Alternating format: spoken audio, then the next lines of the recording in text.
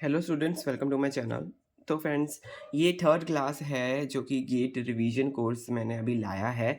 Basically ऐसा कुछ नहीं है कि ये गेट के लिए ही ज़रूरी है, सीएसआर नेट के लिए भी ये ज़रूरी है, क्योंकि कंसेप्ट की क्लैरिटी अगर आपको होगी तो कंसेप्ट की रिवीजन है बेसिकली, है ना। क्वेश्चंस की रिवीजन नहीं है, कंसेप्ट की रिवीजन है कि भाई आपका अगर कंसेप्ट रिवाइज करते हो तो उससे रिलेटेड जो क्वेश्चंस हैं वो अपने आप ही क्या कहते हैं बन जाते हैं। तो इसलिए एक तीर से बहुत सारे निशाने हैं ये, है ना? तो आप क्या कहते हैं देख सकते हैं मेरी क्लास। तो चलिए शुरू करते हैं आज की क्लास। तो आने वाले एग्ज़ाम्स के लिए बहुत ही फ़ायदेमंद रहेगी ये रिवीजन। तो चलिए शुरू करते हैं। अभी मैं क्या कहते हैं आज मैं पढ़ा रहा हूँ। तो पहले कंसेप्ट से शुरू करते हैं। डिफरेंट डिफरेंट कंसेप्ट है बेसिकली, है ना। तो पहला कंसेप्ट अभी है ये इन्हिबिशन वाला कंसेप्ट जो है हमारा। इसमें कॉम्पिटिटिव इन्हिबिशन देखने को मिलता है, अनकॉम्पिटिटिव दिखता है और नॉन कॉम्पिटिटिव दिखता है। तो ये प्रकार के दिखते हैं इसमें कॉम्पिटिशन्स। तो उसमें क्या-क्या होता है, वीमैक्स कैसे रहता है, केएम कैसे रहता है और वीमैक्स अपॉन केएम कैसे रहता है, तो वो कैसा है, उसका ग्राफ कैसा है, तो वो एक बार डिस्कस कर लेते हैं। तो कॉम्पिटिटिव इन्हिबिशन की अगर बात करें तो इसमें वीमैक्स जो है वो अनचेंज्ड है, इसमें चेंज ही नहीं होता, ठीक है, अनचेंज है। और केएम जो है वो इंक्रीज़ करता है, केएम इसमें इंक्रीज़ करता है। तो इसका मतलब है कि एंजाइम एफिनिटी डिक्रीज़ है बिकॉज़ ऑफ कॉम्पिटिशन। हाँ, एंजाइम बाइंडिंग एफिनिटी जो है वो कम है। इसकी वजह से जो कॉम्पिटिशन है, बिकॉज़ ऑफ कॉम्पिटिशन तो वो कम है, तो केएम जो है वो ज़्यादा है। ठीक है, ये देखिए इसका यहाँ पर वो दे रखा है इसका ग्राफ। तो ये देखिए ये कॉम्पिटिटिव इनहिबिटर और ये अनइनहिबिटेड। कॉम्पिटिटिव इनहिबिटर होगा तो देखिए केएम ज़्यादा है इसका। यहाँ पे देखिए ये यहाँ पे केएम यहाँ पे इधर होता है। केएम देखिए ये जहाँ पे ज़्यादा नेगेटिव है, इधर यहाँ पे थोड़ा कम नेगेटिव है। ऐसे तो नेगेटिव ही है, पर यहाँ पे ज़्यादा है केएम, इसलिए इसका केएम ज़्यादा है, तो ग्राफ का जो स्लोप है वो ऊपर को जा रहा है। तो ये चीज़ यहाँ पे याद रखने वाली है कि इसका केएम ज़्यादा होता है, कॉम्पिटिटिव का केएम ज़्यादा होता है। क्योंकि एंजाइम बाइंडिंग एफिनिटी जो होती है वो कम होती है, क्योंकि कंपटीशन हो रहा है। कई सारे जो है एंजाइम्स हैं वो आपस में कंपटीशन कर रहे हैं, तो उसकी एफिनिटी जो है वो कम है।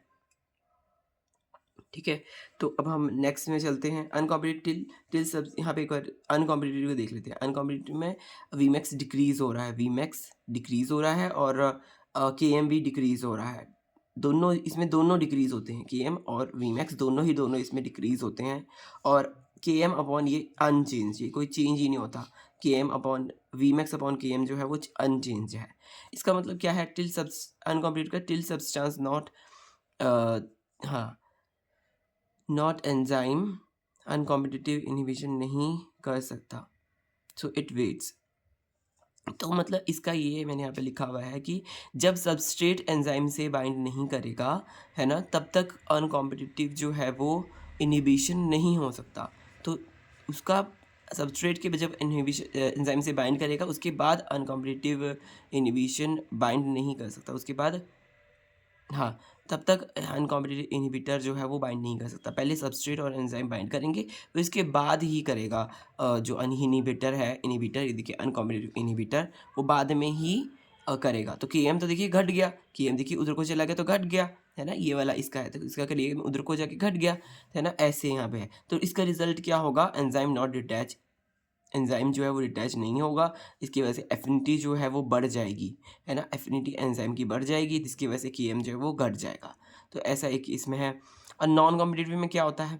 नॉन कॉम्पिटिटिव में अनचेंज्ड, ये देखिए अनचेंज्ड है, केएम अनचेंज्ड है। देखिए दोनों का एक ही केएम है, एक ही जगह से देखिए 2 पॉइंट्स एक ही जगह से 2 लाइनें जा रही हैं।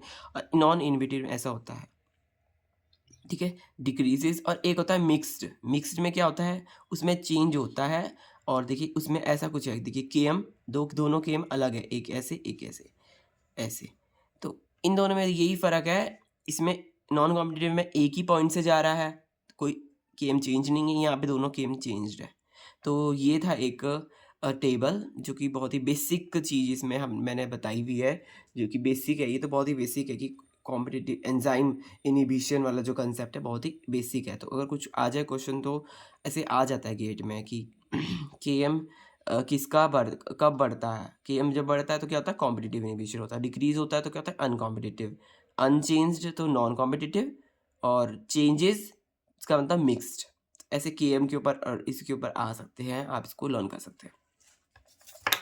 अब हम नेक्स्ट पेज में चलते हैं। नेक्स्ट चेंज में मैं यहाँ पे इसमें पेज में मैंने यहाँ पे एक उसका कंसेप्ट लिखा हुआ है, जो कि है एक हमारी ये एक प्रकार की टेक्नोलॉजी है, बेसिकली टेक्निक है, टेक्नोलॉजी नहीं, टेक्निक है, टेक्नोलॉजी नहीं।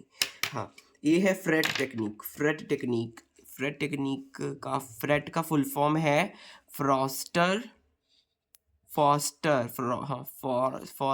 रेजोनेंस एंजाइम ट्रांसफ़र, ठीक है, इसकी फुल फॉर्म है। डज नॉट डिपेंड अपॉन, तो यहाँ पे क्वेश्चन आया हुआ था कि किसके ऊपर ये फ्रेट जो है वो डिपेंड नहीं करता।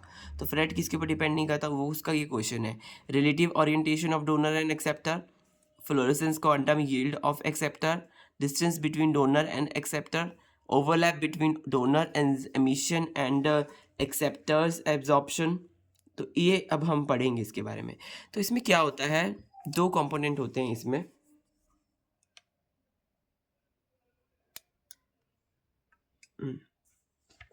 दो कंपोनेंट्स होते हैं। कौन कौन से कंपोनेंट्स होते हैं? एक देखिए, पहले पहला कंपोनेंट देख लेते हैं। देखिए, पहला जो कंपोनेंट है वो है पहला जो है, देखिए आर क्या है, रिपोर्टर। पहले तो लाइट पड़ती है रिपोर्टर के ऊपर, फिर जाती है क्विंचर के पास। अगर क्विंचर पास होता है तभी जाती है, नहीं तो अगर क्विंचर पास नहीं होगा, है ना, तो वो क्विंचर के पास वो लाइट नहीं जाएगी और क्विंचर अपना काम नहीं करेगा। अगर तो क्विंचर पास होगा तो वो क्या करेगा, दोबारा से लाइट को रिपोर्टर के पास भेज देगा एक्सेप्ट करके, ऐसा होता है ना। पर अगर ऐसा नहीं है, क्विंचर पास नहीं है, तो क्या हो रहा है, जो डोनर से रिपोर्टर पे लाइट जा रही है वो एमिट हो जा रही है। लाइट कहीं तो जाएगी, है ना, एमिट हो जाएगी। फिर वो एमिट होगी तो क्या होगा, कलर मिलेगा।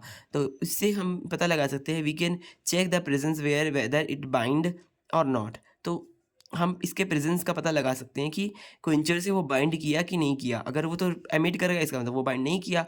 ओनली इफ़ फार अवे, हाँ, ये एमिट तभी करता है जब फार अवे है, किसे, क्विंचर से रिपोर्टर फार अवे है।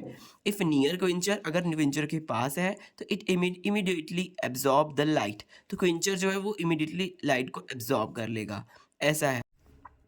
तो अब ऑप्शंस देख लेते हैं। ऑप्शंस में क्या लिखा है, relative orientation of donor and acceptor. तो ओरिएंटेशन डजंट डिपेंड क्वेश्चन में पूछा है, तो डजंट डिपेंड, तो जो डिपेंड करते हैं पहले हम वो वाले देख लेते हैं कि क्या क्या डिपेंड करता है ना, फिर जो बचेगा वही डजंट डिपेंड होगा। तो पहले जो कि, है ना, तो डिपेंड कौन क्या क्या करता है, orientation of donor and acceptor. Yes, orientation किस हिसाब से वो ओरिएंटेड है वो तो डिपेंड करता है ना। तो यहाँ पे टिक मार दिया कि ये डिपेंड करता है। अब अगला देखते हैं, ये वाला देखते हैं, third point, distance between donor and acceptor. Yes, distance, ये देखिए मैंने यहाँ पे लिखा भी हुआ, वी कैन प्रेजेंस, हाँ, पता चलता है कि, और देखिए अगर फार अवे है, क्विंचर फार अवे है, तभी एमिट हो रहा है, तो तभी पता चल रहा है कि उसकी प्रेजेंस है कि नहीं है ना। अगर नियर है तो इमीडिएटली एब्जॉर्ब हो रहा है, तो इसलिए डिस्टेंस तो बहुत मायने हैं, तो डिस्टेंस वाला ऑप्शन भी सही है। Overlap between donor and emission and donors emission and acceptor emission, मतलब कि जो उनका ओवरलैप होना चाहिए, इनके एमिशन का, डोनर के एमिशन का और इसके एब्जॉर्प्शन का, एक्सेप्टर के एब्जॉर्प्शन का क्या होना चाहिए, ओवरलैप होना चाहिए। तो देखिए यहाँ पे ओवरलैप हो रहा है, मतलब ओवरलैप का मतलब कि अगर जो रिपोर्टर है वो 310 नैनोमीटर एमिट कर रहा है, तो क्विंचर भी वो वही वाला एब्जॉर्ब करेगा, 310 नैनोमीटर वाला ही एब्जॉर्ब करेगा। ऐसा नहीं होगा कि वो उससे ज़्यादा वेवलेंथ या उससे कम वेवलेंथ का एब्जॉर्ब करेगा। तो इनका ओवरलैप होना बहुत ही ज़रूरी है, इनके एमिशन का, डोनर के एमिशन का और एब्जॉर्प्शन के क्या कहते हैं, एक्सेप्टर के एब्जॉर्प्शन का, सॉरी, इनका ओवरलैप होना बहुत ही ज़रूरी है। Means they should be same range, तो इनका सेम रेंज में होना बहुत ही ज़रूरी है। देखिए यहाँ पे डोनर है तो डोनर ऐसे फ्लोरेसेंस हो रही है, तो फिर वो एक्सेप्टर क्या कर रहा है, उसको फ्लोरेसेंस को ऐसे उसमें भी फ्लोरेसेंस हो रही है। तो दोनों इनका देखिए यहाँ पे इंटेंसिटी दे रखी है और यहाँ पे वेवलेंथ दे रखी है। तो देखिए डोनर की एक्साइटेशन, फिर क्या हुआ, डोनर एमिशन, डोनर क्या हुआ, एमिट हुआ, पहले एक्साइट हुआ, यहाँ पे इसके ऊपर पड़ी, रेज पड़ी, तो वो एक्साइट हुआ, फिर क्या हुआ, वो डोनर जो है वो क्या हुआ, एमिशन हुआ, इसका एमिशन हुआ। तो फिर क्या हुआ, एक्सेप्टर का क्या हुआ, एक्सेप्टर का एक्साइटेशन हुआ, एक्सेप्टर का एक्साइटेशन हुआ। तो ये जो दोनों हैं, देखिए यहाँ पे ओवरलैप कर रहे हैं। ये जो ये वाला एरिया है बीच वाला, ये है ओवरलैप। ये ओवरलैप जो है ये नेसेसरी है। तो ये देखिए overlap between donor emission and acceptor absorption is हाँ नीडेड। तो ये इसके ऊपर डिपेंड करता है। इस फ्रेट टेक्निक, इसके फ्रेट जो है फ्रॉस्टर रेजोनेंस एनर्जी ट्रांसफ़र, इसके ऊपर डिपेंड करता है। तो इसलिए ये वाला ऑप्शन सही है।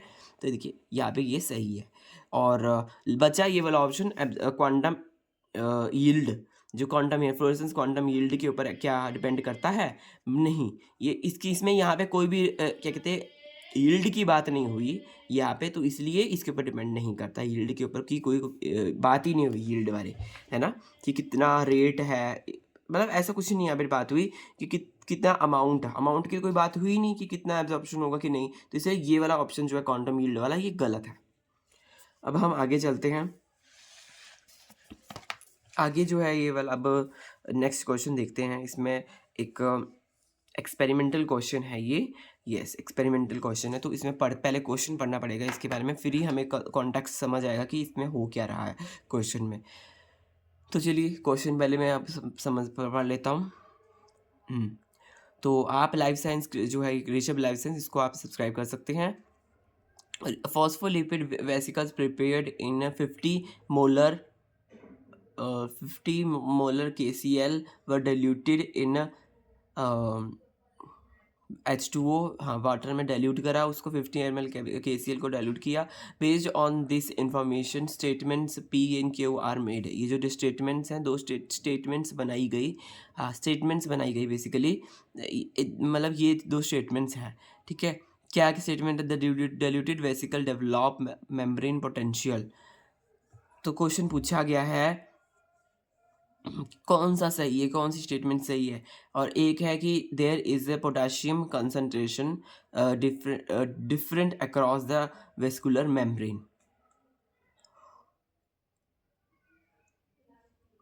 तो बेसिकली यहाँ पे हुआ क्या, एक फॉस्फोलिपिड लिया, एक फॉस्फोलिपिड लिया, ऐसे मान लीजिए डबल बाई लेयर का होता है, तो यहाँ पे बाई लेयर शो करी हुई है। तो एक प्रकार से एक ये ऐसा सर्कल बन रहा है, एक ऐसा सर्कल बन रहा है, तो ऐसा सर्कल सा बन रहा है यहाँ पर। तो prepared 50 m molar KCl diluted in water. तो KCl को डाइल्यूट किया, पानी में डाइल्यूट किया उसको, ठीक है, ठीक है। अगर इसको पानी में डाइल्यूट किया तो इसके आसपास देखिए पानी है, तो क्या होगा, डाइल्यूट हो जाएगा, तो आसपास तो देखिए वो रहेगा नहीं।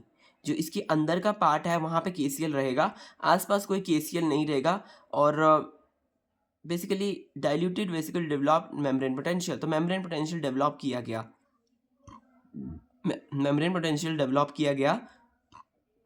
इसका मतलब है कि अब जो हाँ मेम्ब्रेन पोटेंशियल तो बाहर जो है वो रहा नहीं, क्योंकि मेम्ब्रेन पोटेंशियल डाइल्यूटेड वेसिकल पानी की वजह से क्या हुआ, मेम्ब्रेन पोटेंशियल बन गया। तो बाहर कोई पोटेशियम नहीं है, अंदर पोटेशियम से भरा हुआ है, ठीक है, अंदर बहुत सारा पोटेशियम है। तो क्या हुआ, तो there is a potassium concentration across the membrane. एक ऑप्शन में ये पूछा है कि डाइल्यूटेड वेसिकल की जो है diluted vesicle will develop membrane potential, क्या इसमें मेम्ब्रेन पोटेंशियल बनेगा, है ना। ये क्वेश्चन पूछा है, सॉरी ये क्वेश्चन पूछा है कि क्या इसमें मेम्ब्रेन पोटेंशियल बनेगा।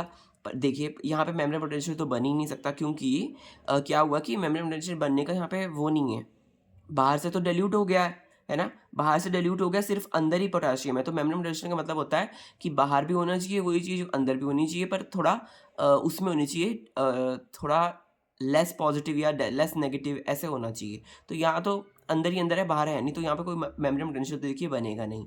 दूसरी बात पूछिए कि there is potassium concentration difference across the membrane potential. Yes obviously, देखिए करेक्ट, सेकंड ऑप्शन जो है वो करेक्ट है, क्योंकि इसमें पोटेंशियल जो पोटाशियम है वो बाहर आउटसाइड नहीं है, आउटसाइड कोई पोटाशियम नहीं है, अंदर ही पोटाशियम है। तो इसीलिए क्या हुआ, मेम्ब्रेन पोटेंशियल उसमें है, अंदर ही पोटाशियम है, बाहर नहीं है।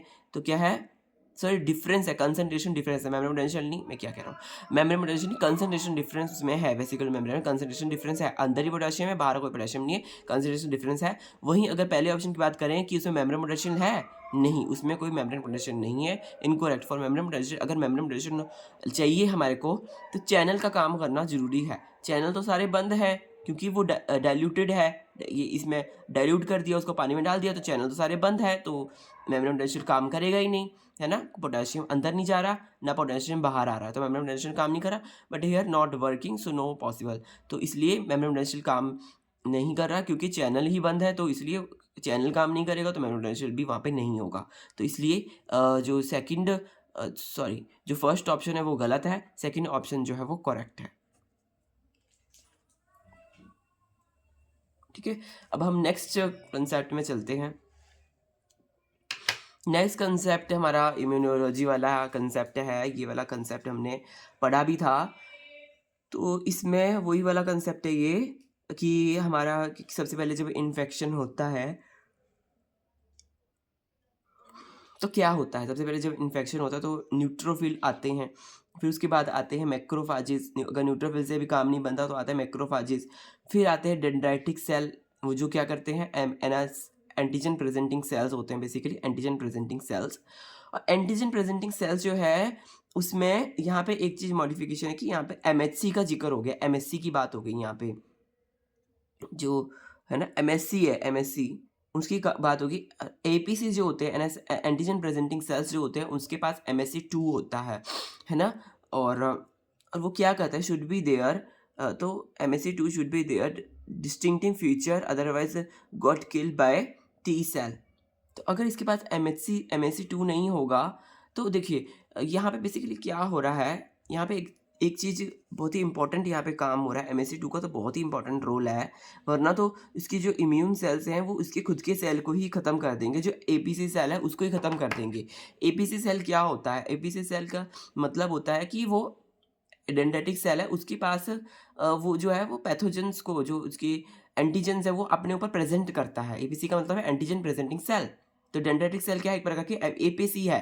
तो उसने अपने उसके ऊपर अपने सेल के ऊपर बहुत सारे एंटीजेंस को लगा रखा है, पर ये अपने आप को मार नहीं रहे। तो ऊपर से तो पता ही नहीं चल रहा कि वो एंटीजन है, वो फॉरेन सेल है कि वो उसका खुद का सेल है। तो इसलिए वहाँ पे एमएससी को लगा दिया जाता है, एमएससी 2 को लगा दिया जाता है। उसका होना बहुत ही इंपॉर्टेंट है, वरना इम्यून सेल जो है उसको ही ख़त्म कर देंगे, ये सोच के कि ये तो फॉरेन है ना?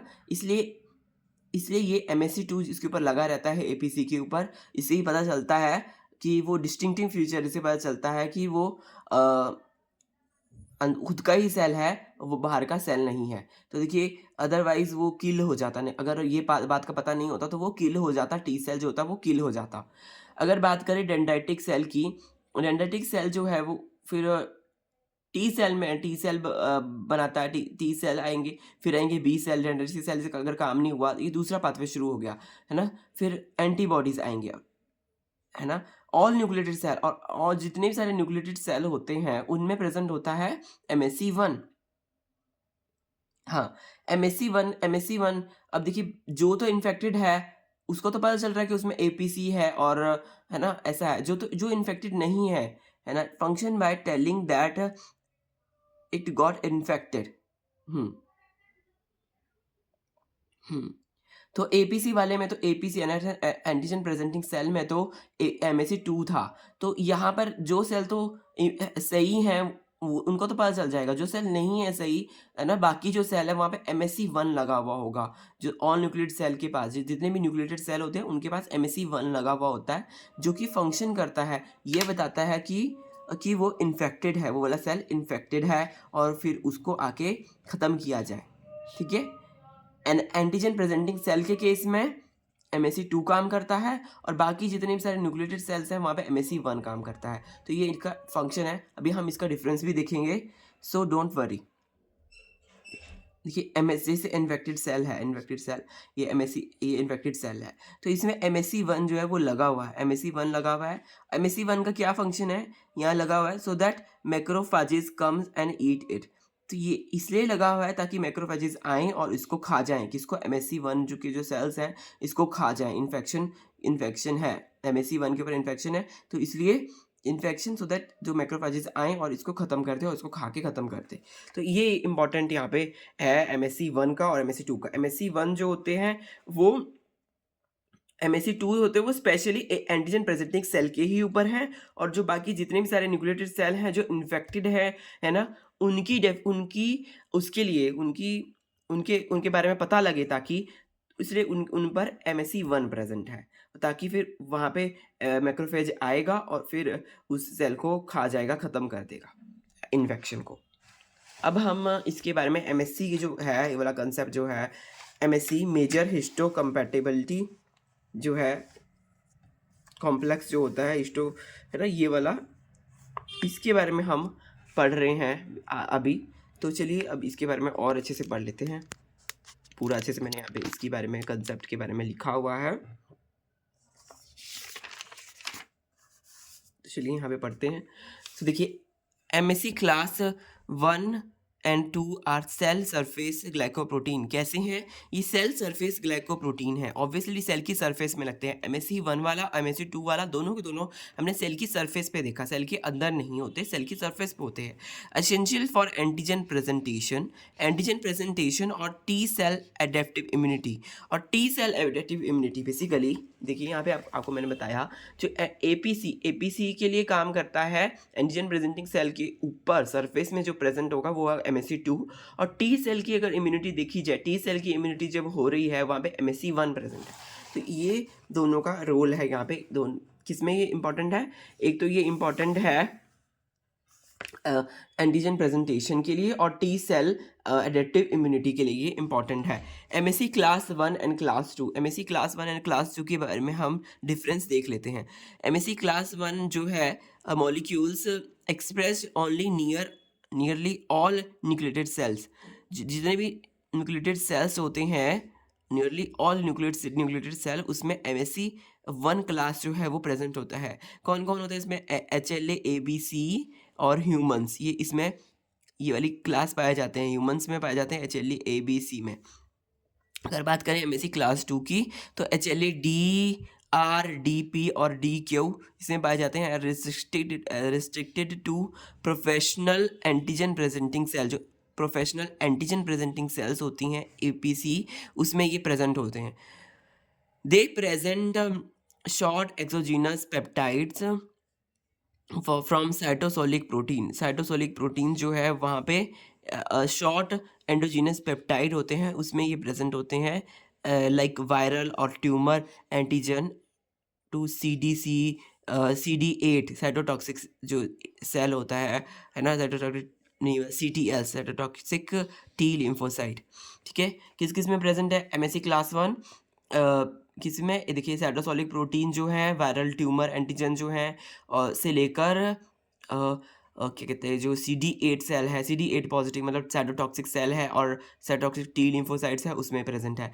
दे डिस्प्ले लॉन्गर एक्सोजीनस पेप्टाइड। किसको करता है? लॉन्गर जो एक्सोजीनस पेप्टाइड जो होते हैं 13 से लेकर 25 अमाइनो एसिड्स के, और ये 8 से 10 अमाइनो एसिड्स के, ये 8 से 10 के, और ये 13 से 25 अमाइनो एसिड्स के जो है उनको डिस्प्ले करता है, उनको प्रेजेंट करता है बेसिकली। फ्रॉम एंडोसाइटो हाँ, ये एंडोसाइटोसाइज पैथोजन जो है CD4 बेसिकली ये CD8 को करता है ना प्रेजेंट, और ये CD4 पॉजिटिव को करता है। और जो टी हेल्पर सेल होते हैं बेसिकली CD4 हेल्पर सेल, ये CD4 हेल्पर सेल होते हैं, CD8 साइटोटॉक्सिक सेल होते हैं। ये ट्रिगर करते हैं टारगेट सेल को by killing via perforin granzyme pathway, जो परफोरिन ग्रेंजाइम पाथवे होता है, और FAS और FASL पाथवे, FASL पाथवे और परफोरिन एंजाइम पाथवे के द्वारा ये किल करते हैं एमएससी क्लास 1। और ये वाले जो है ये ह्यूमरल और सेलुलर इम्यूनिटी जो होती है, ह्यूमरल और सेलुलर इम्यूनिटी, इसके बारे में मैंने पढ़ाया हुआ है लास्ट क्लास में जब इसका कंसेप्ट आया था इम्यूनोलॉजी का, तो इसमें मैंने पढ़ाई थी इससे रिलेटेड कि कैसे कैसे हमारी इम्यूनिटी के जो होते हैं वो काम करती हैं, और कौन कैसे कैसे बी सेल और टी सेल जो बनते हैं। तो वाया साइटोकाइन सिक्रीशन के थ्रू ये कहते हैं, इसके थ्रू ह्यूमरल और सेलुलर जो CMI है, सेल मेडिएटेड इम्यूनिटी, और HMI सेल ह्यूमरल इम्यूनिटी, उसके थ्रू ये काम करता है। स्ट्रक्चर से भी को बहुत क्वेश्चन देखने को मिलते हैं। स्ट्रक्चर, तो स्ट्रक्चर का कंपोन जो क्वेश्चन है वो गेट में आया हुआ था, है ना? तो यहाँ पर देखिए अल्फ़ा 1 और अल्फ़ा 2 और अल्फ़ा 3 ये 3 यहाँ पर प्रेज़ेंट हैं। किसमें?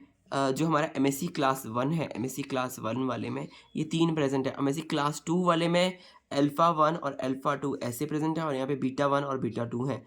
तो एमएससी क्लास 1 वाले में देखिए यहाँ पे पेप्टाइड बाइंडिंग क्लेफ्ट है। देखिए ये आपस में बाइंडेड है, यहाँ पे पेप्टाइड बाइंडिंग क्लेफ्ट जो है उसमें ये बाइंडेड है, आपस में बाइंडेड है। तो देखिए यहाँ पे बीटा 2 माइक्रोग्लोबिन जो है यहाँ पे प्रेजेंट है, यहाँ पे बीटा 2 ही प्रेजेंट है। Membrane digital domain, membrane potential domain, ये मेम्ब्रेन डिजिटल प्रोटेन है डोमेन है, ये मेम्ब्रेन पोटेंशियल डोमेन है। तो देखिए ऐसे कुछ यहाँ पे प्रेजेंट है और ये क्लास 2 मॉलिक्यूल्स जो है ऐसे प्रेजेंट है, ये क्लास 1 में ऐसे प्रेजेंट है। तो देखिए कुछ इस प्रकार से ये डिफरेंस है। यहाँ पे ये दोनों बाइंडेड होते हैं, अल्फ़ा 1 और अल्फ़ा 2 बाइंडेड होते हैं, यहाँ पे अल्फ़ा 1 अल्फ़ा 2 बाइंडेड नहीं होते। यही क्वेश्चन आया था किसके केस में? यहाँ पे पेप्टाइड बाइंडिंग क्लेफ्ट, यहाँ पे अल्फ़ा 1 और बीटा 1 है, अल्फ़ा 1 बीटा 1 है और यहाँ पे अल्फ़ा 1 अल्फ़ा 2 है। अल्फ़ा 1 अल्फ़ा 2 यहाँ पे नहीं है, यहाँ पे है अल्फ़ा 1 अल्फ़ा 2। तो ये क्वेश्चन आया हुआ था गेट में। तो ठीक है, तो इस वजह से मैंने ये सारा कंसेप्ट जो है यहाँ पे आपको रिवाइज़ करवा दिया। तो अब हम आगे बढ़ते हैं, एक प्रकार से इसका डिफरेंस हम अच्छे से पढ़ लेते हैं। तो देखिए यहाँ पे भी इसका डिफरेंस ही लिखा हुआ है, बट यहाँ पे और अच्छे रिफाइंड वे में मैंने यहाँ पे इसका डिफरेंस लिखा है ताकि इसका कंसेप्ट आपको बहुत ही अच्छे से क्लियर हो जाए, आपको कोई भी इसमें डाउट ना रहे। तो अगर आप मेरे चैनल को ऋषभ लाइफ साइंसेज को सब्सक्राइब कर लेते हैं तो आपको बहुत अच्छे से सारी क्लासेस मिलेंगी, जिसमें रिवीजन भी होगा और कंसेप्ट क्लैरिटी भी होगी और सब कुछ होगा। तो आप सब्सक्राइब कर सकते हैं। तो एक बार इसका एक डिफरेंस अच्छे से देख लेते हैं, दोबारा से देख लेते हैं। सेल एक्सप्रेशन, तो सेल एक्सप्रेशन जो एमएससी क्लास 1 वाला है वो कहाँ पे एक्सप्रेस कर रहा है? वो ऑल न्यूक्लिएटेड सेल्स में एक्सप्रेस कर रहा है और यहाँ पे सिर्फ एपीसी में कर रहा है। जो एमएससी 2 वाले में सिर्फ और सिर्फ एपीसी में कर रहा है। ये एमएससी 1 वाला है, एमएससी 1, ये एमएससी 2 वाला है। डिफरेंस ठीक है, ऐसा यहाँ पे हो रहा है। और अगर हम बात करें इसमें टी सेल टारगेट की, यहाँ पे CD8 पॉजिटिव है, यहाँ पे CD4 पॉजिटिव है। CD8 का मतलब है साइटोटॉक्सिक और TC, और इसका है CD4 का है मतलब टी हेल्पर वाला। और एंटीजन ओरिजिन की बात करें, ये एंडोजीनस है, एंडोजीनस, और ये वाला है एक्सोजीनस। एंडोजीनस मतलब साइटोसोल में ये प्रेजेंट होगा और एक्सोजीनस जो है ये एंडोसोम्स में प्रेजेंट होगा। एंडोसोम्स में जो बाहर से आया, एंडोसोम जो बाहर से आया बेसिकली। एक्सोजीनस का मतलब है बाहर से आया और ये अंदर ही, इसका ओरिजिन है अंदर ही। किसका? एंडोजीनस है मतलब साइटोसोल में ही है और ये बाहर से आया है, एंडोसोम से आया है मतलब एक्सोजीनस इसका ओरिजिन है। पेप्टाइड लेंथ की बात करें 8 to 10, यहाँ पे पेप्टाइड लेंथ की बात करें तो 13 to 25। यहाँ पे स्ट्रक्चर की बात करें तो अल्फा चेन है, बीटा 2 माइक्रोग्लोबुलिन है, यहाँ देखिए ना, अल्फा चेन और बीटा 2 माइक्रोग्लोबुलिन, और इधर है अल्फा बीटा हेट्रोडाइमर, अल्फा बीटा हेट्रोडाइमर है, यहाँ पर अल्फा बीटा हेट्रोडाइमर है। पाथवे की अगर बात करें तो यहाँ पे प्रोटियज्म पाथवे से फिर टैप बनेगा, टैप में जाएगा, फिर जाएगा ER में। ठीक है, प्रोटियज्म इसका पूरा पाथवे होता है। इसकी अभी इसके डिटेल में मैंने नहीं पढ़ाया है कि अभी फ़िलहाल, तो इसका पूरा पाथवे होता है। ये प्रोटियोसोम में जाता है, फिर टैप में जाता है, ठीक है, फिर ER में जाता है। आप बस इतना से याद करें, आपको थोड़ा अच्छा रहेगा, इससे भी आपकी कंसेप्ट बिल्डअप हो जाएगा। ठीक है, एंडोसाइटोसिस से जाएगा लाइसोसोम में। ये 3 जगह में जाता है, प्रोटियोसोम में, फिर टैप में और फिर ER में। ये एंडोलाइसोसोम से और लाइसोसोम में जाता है। एंडोसाइटोसिस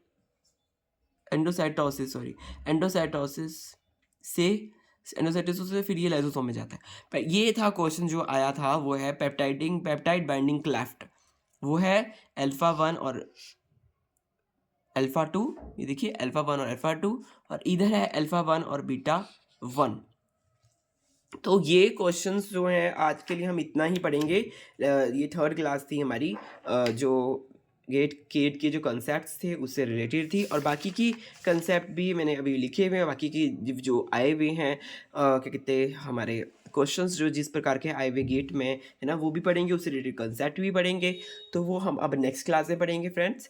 तो अब आज के लिए इतना ही है। और देखिए लास्ट क्लास में मैंने बहुत कुछ पढ़ाया था, मैंने ग्लाइकोलिसिस भी पढ़ाई थी, और उससे पहले भी मैंने क्या कहते हैं देखिए एंटीबॉडी का कंसेप्ट भी मैंने पढ़ाया हुआ है इसमें। और देखिए एक्शन पोटेंशियल का कंसेप्ट पढ़ाया हुआ है, रिया टेक्निक भी मैंने पढ़ाई है, रिया टेक्निक।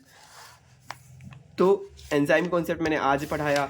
तो ये सारा आपको रिवीजन करनी है। आप देखिए बाकी ये थर्ड क्लास है, इससे पहले 2 क्लासेस हो गई हैं, आप उनको देख सकते हैं, अच्छे से चेकआउट कर सकते हैं, है ना?